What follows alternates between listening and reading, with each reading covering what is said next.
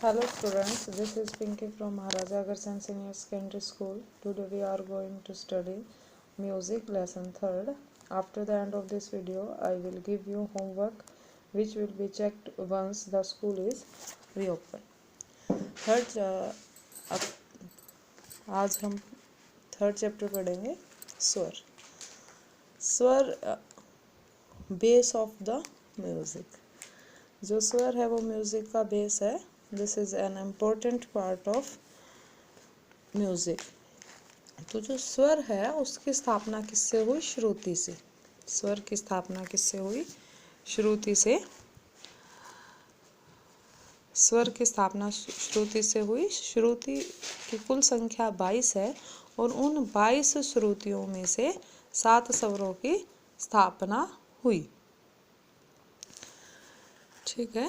तो टोटल जो स्वर है, अगर आपसे पूछ लिया जाता है कि कुल स्वर कितने हैं, तो आप बताओगे 7। और जो टोटल स्वर है वो है 12। देखिए कि इस 7 और ये 12 इन क्वेश्चंस को कंफ्यूज करके पूछा जाता है एग्ज़ाम्स में। कई बार आपसे पूछ लिया जाता है सप्तक में कितने स्वर है? 7। सप्तक में कुल कितने स्वर हैं? 12। एक सप्तक में शुद्ध और विकृत कुल मिलाकर कितने स्वर है? 12। एक सप्तक में शुद्ध कितने स्वर है? 7। और अगर ये आ जाए, ये ना पूछा जाए आपसे कि शुद्ध या कुल, सिर्फ ये आ जाए संगीत में कितने स्वर है, तो आप लिखोगे कि 12 स्वर है, 7 शुद्ध और 5 विकृत। ठीक है। उसके बाद नेक्स्ट है हमारे 7 स्वर कौन कौन से हैं? षडज सा, ऋषभ रे, गांधार ग, मध्यम म, पंचम प, धेवत ध, निषाद नि। स्वर क्या है? वह संगीत उपयोगी ध्वनि जो सुनने में कर्ण प्रिय हो और क्या हो? स्पष्ट हो। तो इस प्रकार से कि जो ध्वनि सुनने में कर्ण प्रिय हो और स्पष्ट हो, वह क्या है? स्वर है। तो स्वर के कितने प्रकार हैं? स्वर को आगे क्लासिफाई 2 पार्ट्स में कर दिया, शुद्ध स्वर और विकृत स्वर। कितने पार्ट्स में स्वर को क्लासिफाई कर दिया? 2 पार्ट्स में, शुद्ध स्वर और विकृत स्वर। शुद्ध स्वर है हमारे 7 और विकृत स्वर है हमारे 5। विकृत शुद्ध स्वर, जो स्वर अपने निश्चित स्थान पर गाए बजाए जाए, मतलब जो उनका निश्चित स्थान है उसी पर गाए बजाए जाए, जो आपकी नॉर्मल भाषा है, नॉर्मल स्थान है, उसी पे जो उसकी बीट्स है, नॉर्मल बीट्स पर ही गाए जाए, बीट्स ऊपर नीचे ना हो। विकृत स्वर वह स्वर होते हैं जो अपने निश्चित स्थान से, जो उसकी प्रॉपर बीट्स होती है, उस स्थान से ऊपर या नीचे गाए जाए। जो प्रॉपर उनके बीट्स होते हैं उससे थोड़ा सा बीट्स ऊपर या बीट्स नीचे। ठीक है। तो जो विकृत स्वर है वो 2 टाइप्स के आगे सब उसको डिवाइड कर दिया जाता है 2 पार्ट्स में, कोमल स्वर और तीव्र स्वर। कोमल स्वर कितने होते हैं? 4। विकृत स्वर टोटल कितने होते हैं? 5। 5 में से कोमल स्वर कितने होते हैं? 4। और तीव्र स्वर कितने होते हैं? 1। जो कोमल स्वर है उसका चिन्ह क्या होता है? स्वर के नीचे लेटी रेखा। जैसे रे कोमल है तो उस स्वर के नीचे क्या? लेटी रेखा। और तीव्र स्वर है वो होता है, उसका चिन्ह क्या है? स्वर के ऊपर, स्वर के ऊपर खड़ी रेखा। तो तीव्र स्वर केवल एक ही होता है, मैं। और कोमल जो स्वर है वो कितने होते हैं? 4, रे ग ध और नी। उसके बाद जो स्वर है आगे उसको चल और अचल 2 सब पार्ट्स में डिवाइड करते हैं। चल तो विकृत स्वर का ही रूप है। चल स्वर होते हैं 5, जो हमने पढ़े ही थे। विकृत 5 स्वर होते हैं, रे ग ध नी और म। अचल स्वर होता है स और प। चल स्वर तो वह होते हैं जो अपने निश्चित स्थान से ऊपर नीचे गाए, जैसे ये भी करे चल, अपने ऊपर नीचे होते रहते हैं। अचल जो अपने स्थान से कहीं भी ना चले, अपने स्थान पर निश्चित स्टैंड रहे, वहीं पर रहे। तो दो ऐसे स्वर है संगीत में जो अपने स्थान से नहीं हिलते। कौन कौन से? स और प। ठीक है भाई। तीव्र स्वर केवल एक ही होता है, वो है मैं। जब भी तीव्र स्वर आ जाए, कई जगह सिर्फ ये लिखा जाता है इसमें तीव्र स्वर का प्रयोग किया जाता है, मैं उसमें नहीं लिखा जाता, तो वहाँ आप सिर्फ एक ही होता है, तो वहाँ आंसर क्या होगा? मैं। इससे जो अब तक हमने पढ़ा उसमें आपसे क्वेश्चन पूछ लिए जाते हैं कि शुद्ध स्वर कितने हैं, विकृत स्वर कितने हैं, तीव्र स्वर कितने होते हैं और कौन कौन से होते हैं। इसमें ये लिखा हुआ मिलेगा कि कौन सा होता है, ये नहीं, कंफ्यूज करने के लिए कौन कौन से होते हैं। तो तीव्र स्वर केवल एक ही होता है, मैं। और कोमल स्वर कितने हैं, वे कौन कौन से होते हैं, चल स्वर कितने हैं, अचल स्वर कितने हैं, चल स्वर को आगे क्लासीफाई करो। तो इस तरह से घुमा फिरा के क्वेश्चन यहाँ से आते हैं। नेक्स्ट है हमारा कि स्वरों को क्रम अनुसार लिखिए। क्रम अनुसार लिखिए कि अब हमारे जो सभी स्वर शुद्ध और विकृत स्वर को क्रम के अनुसार हमें लिखना है। इसका सबसे इजी आपको मैं मेथड बताऊंगी कि जो आपको 7 स्वर है, 7 के 7 स्वर आपको पता ही है, सा रे ग म प ध नि, ये 7 स्वर है। इन 7 स्वरों को आप क्रम में लिख लीजिए।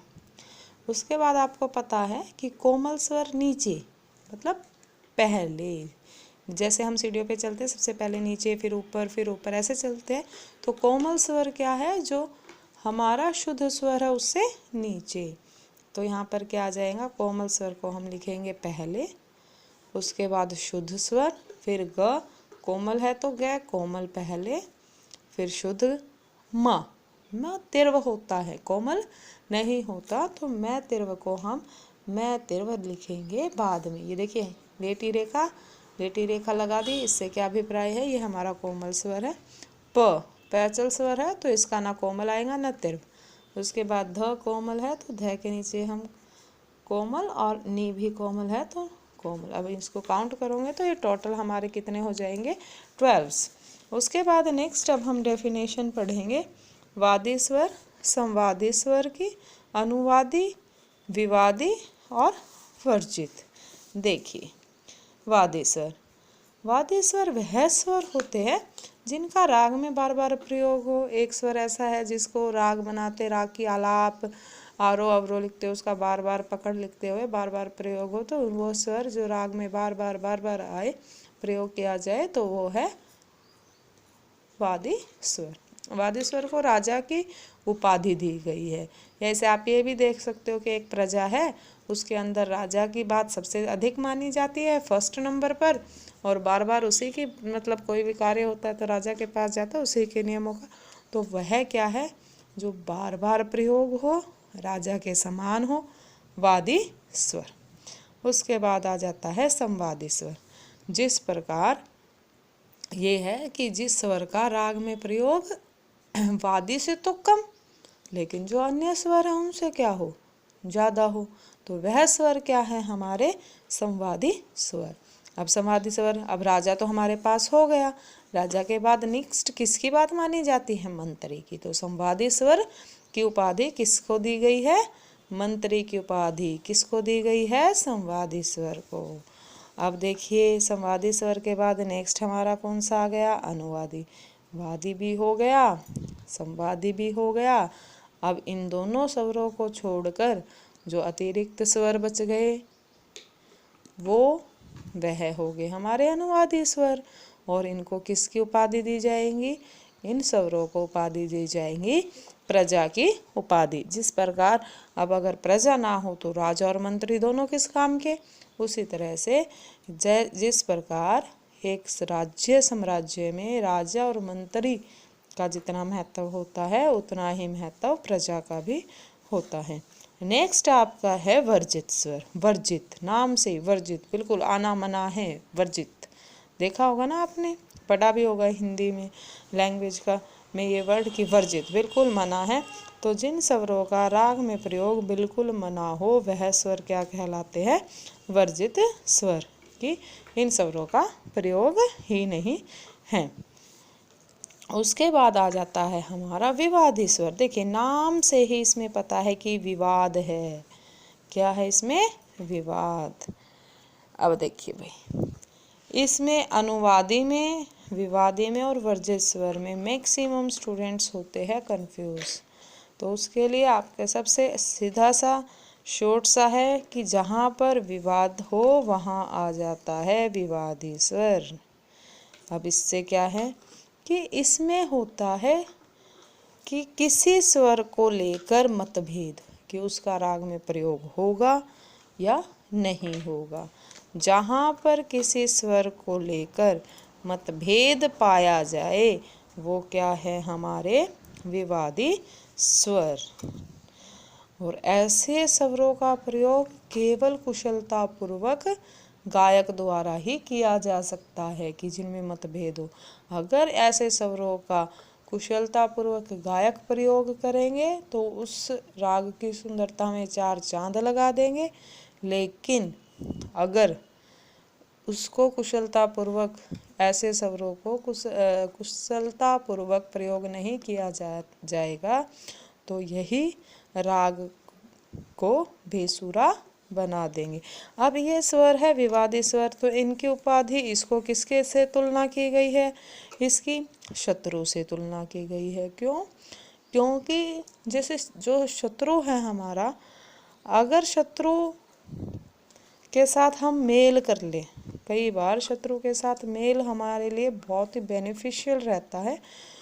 और कई बार शत्रु से अगर हमारा मतभेद, या क्या होता है शत्रु से कि या तो बिल्कुल, सपोज करो आपका कोई शत्रु है और उसने आपको चैलेंज कर दिया कि आप ये काम कर ही नहीं सकते या करके दिखाओ। तो सपोज करो क्लास में तुम दो स्टूडेंट्स हो और आपने बोल दिया किसी आपके क्लासमेट नहीं कि फर्स्ट आके दिखाओ, तुम आ ही नहीं सकते, और उस काम के लिए तुमने पूरा जोर लगा दिया। अगर उस बात से पॉजिटिव वे में जाओगे, फर्स्ट आ गए तो आपका बेनिफिट हो गया। और अगर उसने आपके साथ पूरी शत्रुता निभाई और आपको फर्स्ट नहीं आने दिया, वहाँ आपका लॉस हो गया। तो इस तरह से आप इसको समझ सकते हो। आज का जो चैप्टर है वो आज हम इतना ही करेंगे। और आज का आपका होमवर्क इस प्रकार से रहेगा, आपको निम्नलिखित परिभाषा लिखनी है। Right the short notes on the following स्वर: विकृत स्वर, शुद्ध स्वर, चल स्वर, अचल स्वर, वादी स्वर, विवादी स्वर, संवादी स्वर, अनुवादी स्वर, वर्जित स्वर, और शुद्ध और विकृत स्वरों को क्रम अनुसार लिखना है। ये आपके क्वेश्चंस रहेंगे जो आपको नोटबुक में करने हैं। Thank you.